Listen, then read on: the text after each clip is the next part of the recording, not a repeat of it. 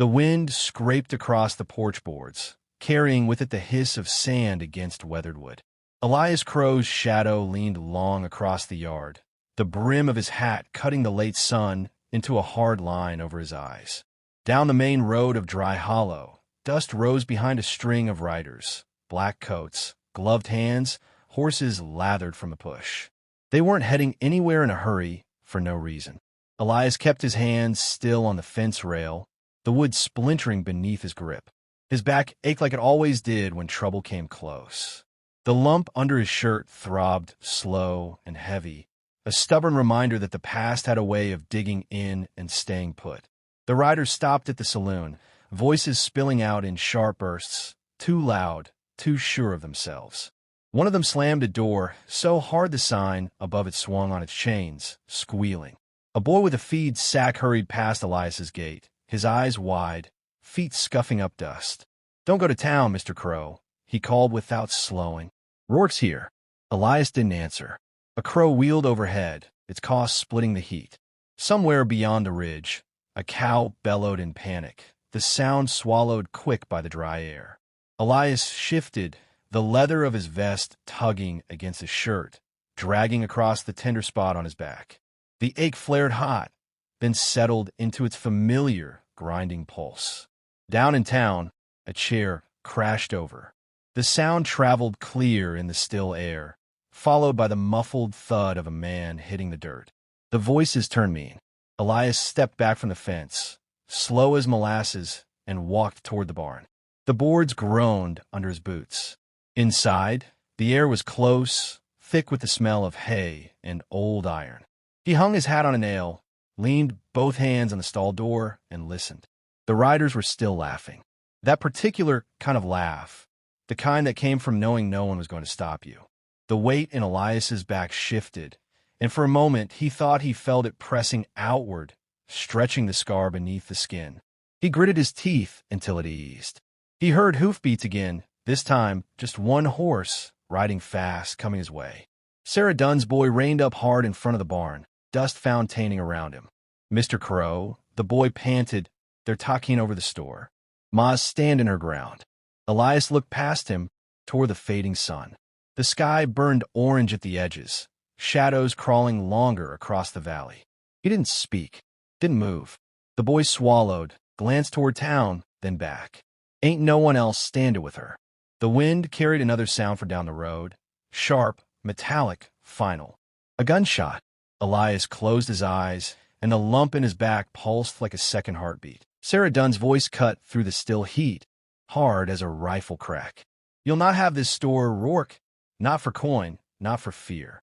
She stood in the doorway, skirt hem snapping in the dry wind, one hand gripping the frame, the other resting on the butt of a pistol at her hip. Clint Rourke sat his horse in the street, black coat open, one glove tapping against the saddle horn. His men flanked him, the sun flashing off their gunmetal like a line of teeth. Elias watched from the mouth of an alley, the shadow of the buildings slicing across his face. The smell of hot dust filled his nose. The lump in his back pressed like a stone beneath his skin. A rider beside Rourke spit into the street. "Town's changin', Mrs. Dunn. You can change with it, or get trampled under."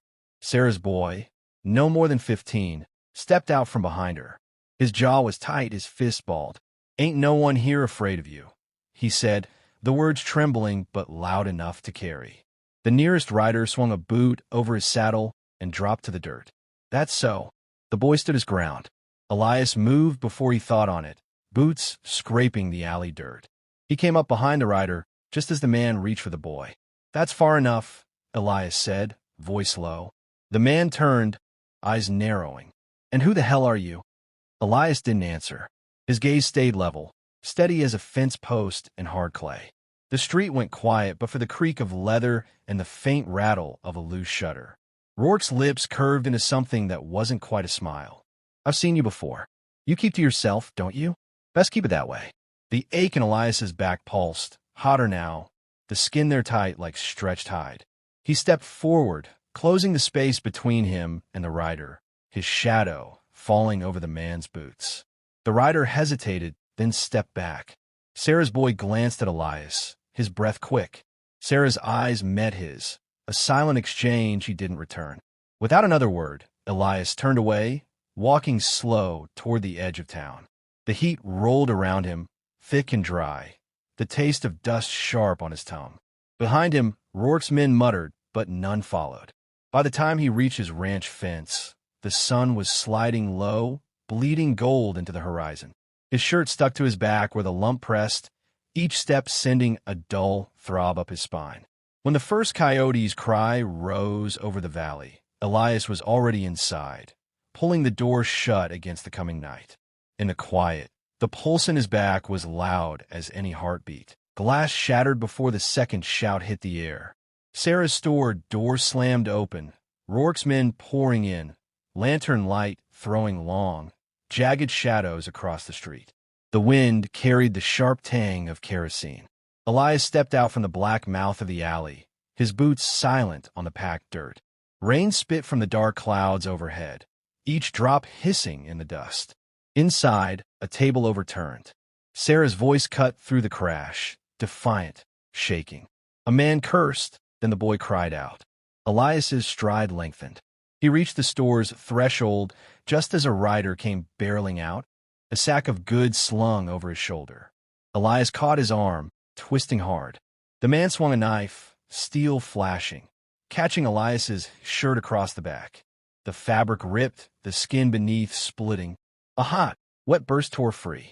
Elias staggered, his breath jerking as the pressure that had lived in him for decades vanished in a sudden wash of pain and warmth. Something heavy clinked against the wooden porch, small, round, and stained dark with old blood. The rider froze, eyes darting to the slug lying in the dirt. What in? Elias straightened. His shoulders rolled back as if a weight had been cut loose from him. His eyes, shadowed beneath the brim, locked on the man. "You've got 3 steps," he said, voice flat. The man took them, fast. Inside, Sarah was pressed against the counter, 2 men closing in. Elias crossed the floor, moving quicker than he had in years. His hand went to the far wall, to a loose board he'd hidden there the first week he came to Dry Hollow. It came away with a sharp crack, revealing an oilcloth-wrapped rifle. The men saw the barrel come up too late. The first shot thundered, the flash throwing light across the room. One man dropped, the other stumbling back through the doorway. Elias was already turning, stepping out into the street. Rourke stood in the middle of it, revolver in hand, rain dripping from the brim of his hat. Lightning flashed, silvering the wet dust. Elias shouldered the rifle. The world narrowed. No rain, no wind, just the line of the sights and Rourke's chest. The shot boomed. Rourke fell. The rest broke. Men scrambling for saddles, spurring horses hard into the storm. Hooves pounded away into the dark. Elias lowered the rifle, breath even. Sarah's boy was at the doorway, eyes wide. "Mr. Crow." But Elias was already walking, the storm swallowing his outline, the rifle still in his hand. The rain had burned itself out by dawn, leaving the air raw and smelling of wet dust. Smoke from a single chimney curled into the pale sky. Sarah Dunn stood in the doorway of her store, one arm wrapped around her boy. Across the street, the last of Rourke's men were being dragged out by townsfolk, their faces gray with fear. The sound of boots in the mud, the low creak of saddle leather, and the muted clink of shackles filled the quiet. Elias Crow was nowhere among them. Sarah's boy scanned the road, squinting against the first touch of sunlight. Where'd he go? She didn't answer, her gaze fixed on the far edge of town. Out there, beyond the hitch rails and the water trough, a lone rider was easing his way onto the open plain.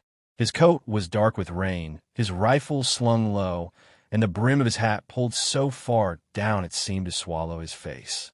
The wind shifted, carrying the faint groan of his saddle leather. Elias didn't look back. His horse moved at a steady walk, hooves sucking in the damp earth, the sound fading with each step toward the horizon. The land stretched ahead in long swells of gold and gray, still dripping with the night's storm. The boy's voice was small. "Will he come back?" Sarah let her hand rest on his shoulder. "Some men don't," she said softly. "Some men just pass through." Behind them, an old rancher spat into the mud. "Crow's no drifter," He muttered to no one in particular. Carried a war slug in his back since Shiloh. Folks say it kept him bent near 30 years. When it came out, so did the part of him that had been waiting. Another man shook his head. I seen him shoot last night. Ain't no way a man his age moves like that. Not unless he's been something before. The talk drifted on, passed from mouth to mouth, each word already stretching into something larger than the night before. By sundown, it would be a tale. By next week, a legend. Out on the plain, Elias reached the ridge and pulled up. The wind tugged at his coat, carrying the smell of wet mesquite. He sat there a long moment, looking toward the far mountains, where the light broke in soft silver bands. Then he nudged the horse forward, disappearing over the rise without a sound. Sarah's boy kept watching long after he was gone. When he finally turned back to the street, the image stayed with him. Dark coat, low brim, the quiet way the man carried himself, like the weight was gone at last. And in Dry Hollow, they began to say it different each time. The day the slug came out, the day the past caught up, the day the legend rode through.